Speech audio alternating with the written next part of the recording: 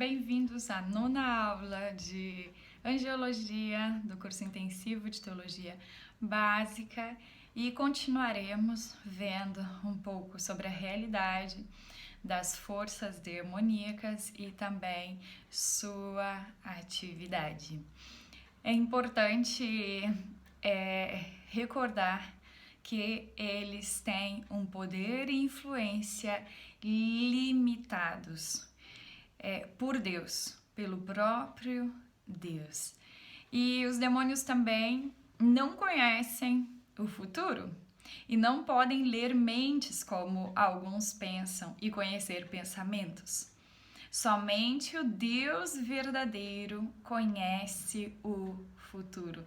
E é interessante que muitas vezes no Antigo Testamento a gente vai ver Deus se apresentando como Deus verdadeiro em contraste aos muitos deuses falsos que existiam. Assim como não existe na Bíblia apoio para crer que eles conheçam o futuro, tampouco há para crer que possam ler pensamentos, assim como Jesus e Deus podem. Alguém pode perguntar: se os demônios não podem ler pensamentos, como bruxos contemporâneos, adivinhos e outras pessoas sob influência de demônios parecem conhecer detalhes exatos da vida de pessoas que ninguém conhecia? Muito dessas coisas se podem explicar porque os demônios podem observar as coisas que acontecem e tirar conclusões. Podem escutar conversas, por exemplo. E algumas vezes acontece até mesmo de que a própria pessoa forneça de várias maneiras informação sem perceber. E então se usa essa informação para impressioná-la e enganá-la. E às vezes também se fazem previsões tão genéricas que se poderia aplicar a quase qualquer pessoa. Então, muito cuidado nesse sentido. Houve atividade demoníaca em vários momentos da história da redenção. No Antigo Testamento aparecem como deuses falsos, a quem o povo de Israel também chegou a oferecer sacrifícios, provocando ciúmes a Deus. Todos os rituais a ídolos em todas as nações que rodeavam Israel eram, na realidade, adoração a demônios, a Satanás. E prática é essa que o apóstolo Paulo denunciou em 1 Coríntios 10, 20. O apóstolo Paulo vai dizer: antes digo que as coisas que eles sacrificam é a demônios que sacrificam e não a Deus, e eu não quero que vos torneis associados aos demônios. A adoração a demônios é caracterizada por práticas imorais e autodestrutivas, como o sacrifício de crianças. E Salmo 106, 35 vai dizer: antes se mesclavam com as nações e lhes aprenderam as obras, deram culto a seus ídolos, os quais se lhes converteram em laço, pois imolaram seus filhos e suas filhas aos demônios. Práticas pagãs que o povo de Deus chegou a imitar. A adoração a demônios é caracterizada por autoflagelação, ou seja,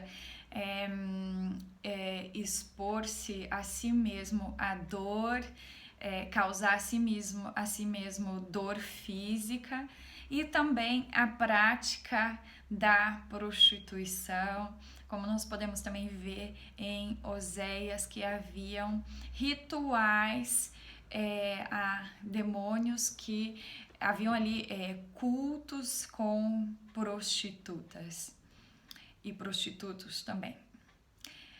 Quando Jesus chegou e expulsou demônios com toda a autoridade, deixando as pessoas perplexas e perguntando: que é isso?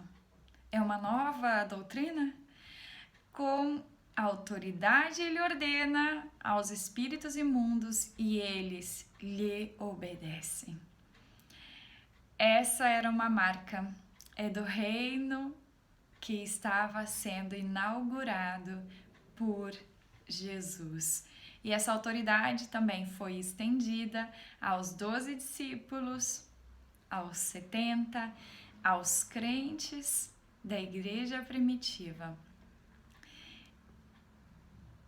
Jesus vai dizer: se eu, porém, expulso demônios pelo Espírito de Deus, certamente é chegado o reino de Deus sobre vós. Ou como pode alguém entrar na casa do valente e roubar-lhe os bens sem primeiro amarrá-lo? E então lhe saqueará a casa. A ideia de que Jesus estava chegando e arrancando do domínio do poder de Satanás a muitas pessoas que eram por ele escravizadas. O apóstolo Paulo era consciente da autoridade espiritual que tinha, tanto em confrontos presenciais, como no caso quando encontrou ali a jovem que tinha um espírito de adivinhação, em Atos 16, quanto em oração. Ele orava para que fossem destruídas todas as fortalezas,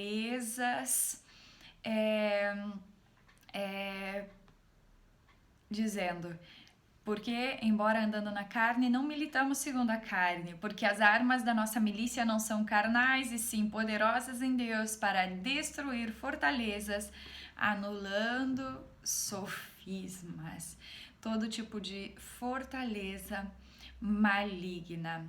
Também ensinou sobre a luta dos crentes para não cair nas ciladas do diabo e esclareceu que se trata de um conflito não contra pessoas e sim contra as forças do mal. Nesse sentido, muitas vezes podemos tentar usar das nossas próprias forças para combater uma pessoa, sendo que o que está ali por detrás é Satanás e os seus espíritos maus atuando, e nós somos então lembrados que a nossa guerra não é contra pessoas, é contra as forças do mal. O apóstolo Paulo também alertou sobre as investidas do inimigo e encorajou as igrejas da Ásia Menor a que resistissem e se mantivessem firmes na fé. E primeira carta de Pedro, capítulo 5, vai dizer: sede sóbrios e vigilantes. O diabo, vosso adversário, anda em derredor, como um leão que ruge, procurando alguém para devorar. Resisti-lhe, firmes na fé, certos de que os sofrimentos iguais aos vossos estão se cumprindo na vossa irmandade espalhada pelo mundo. Sede sóbrios e vigilantes, resistir e manter-se firmes na fé. Até a próxima.